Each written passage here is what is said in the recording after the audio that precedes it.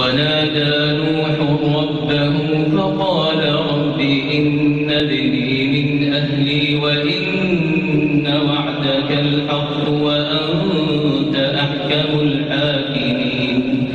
وإن وعدك الحق وأنت أحكم الحاكمين قال يا نوح إنه ليس من أهلك إنه عمل غير صالح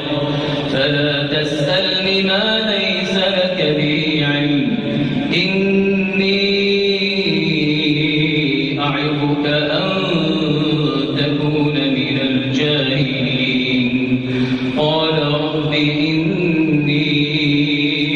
أعوذ بك أن أسألك ما ليس لي به علم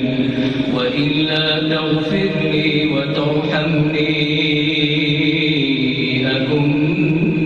من الخاسرين قيل يا نوح اهبط بسلام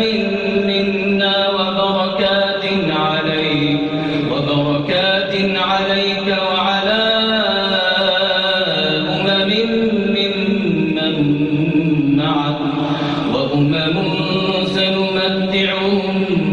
ثم يمسهم منا عذاب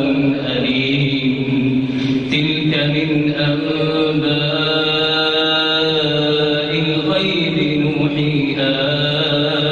إليك ما كنت تعلمها أنت ولا قومك من قبل هذا فاصبر إن العاقبة للمتقين